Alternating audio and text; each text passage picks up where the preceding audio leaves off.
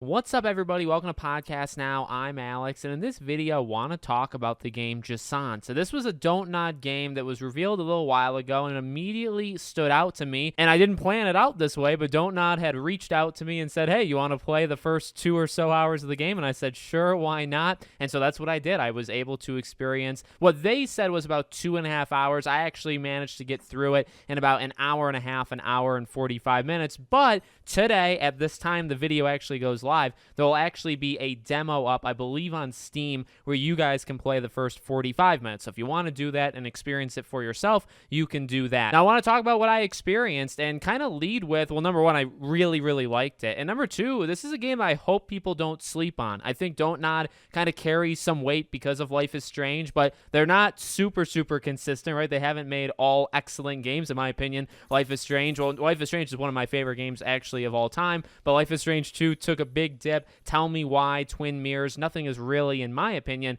lived up to Life is Strange. They're all different, and this one is easily the most different of them all, but I really like this game. It's got elements of Life is Strange to it. There's two things that actually stand out. Number one, the soundtrack. I could actually see a lot of this music inserting itself into a Life is Strange game, and it would be completely fine. And also, there's several instances in this game where when you go off the beaten path, you'll find kind of a seashell, and you'll be able to listen to it, and it does very much the Max thing in Life is Strange when she sits on a bench and the camera kind of cycles through different shots and there's music in the background. Love those scenes. Those are some of my favorite moments in Life is Strange, and this game does it as well. So those kind of elements I think should be familiar. Another thing I want to shout out with kind of the music or the sound design before I forget it. Well, number one, music. If you guys have ever played The Unfinished Swan, which by the way, that's an incredible game, the music here sounds just like it. Sounds really close, and I love that soundtrack, so that's a good thing. And number two,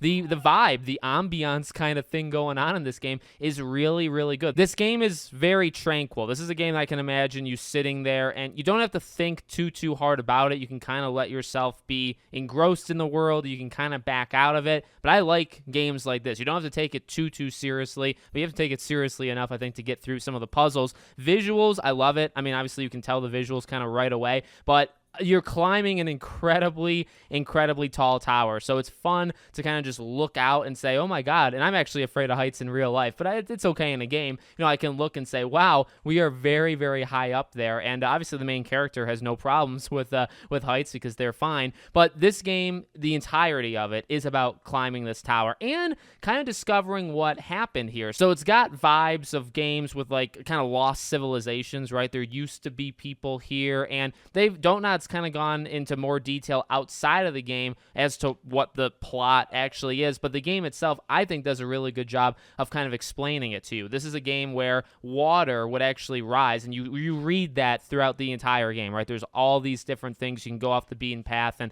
read these kind of scriptures or whatever of the last civilization that was there talking to each other, and you'll kind of find out that the water used to be a lot higher, and this tower, actually, most of it used to be filled with water, but there used to be a civilization. You could see different areas where people lived, children lived, and you can read about them and kind of what happened to them. And obviously the water has descended. It's not really there anymore, and the people are gone too, and you're climbing upwards. So most of the game is that it's climbing. Now, you're gonna stop from time to time to go around and to read some stuff and learn a little bit about what's going on here, but for the most part, it's about climbing. But there's actually a couple different ways to get up any specific spot. You can go maybe left or right. You can use different things in the environment to go up there, and the game is constantly kind of adding new ways of climbing. So sometimes there's almost like crabs on the wall that'll climb for you. You just have to hold on to them. They'll introduce different mechanics of rope swinging. The game actually feels a little bit like Uncharted. That's the first thing that kind of jumped into my mind when you're walking side to side along the wall trying to gain momentum, or even when you're just swinging back and forth to try to grab some sort of like plank of wood.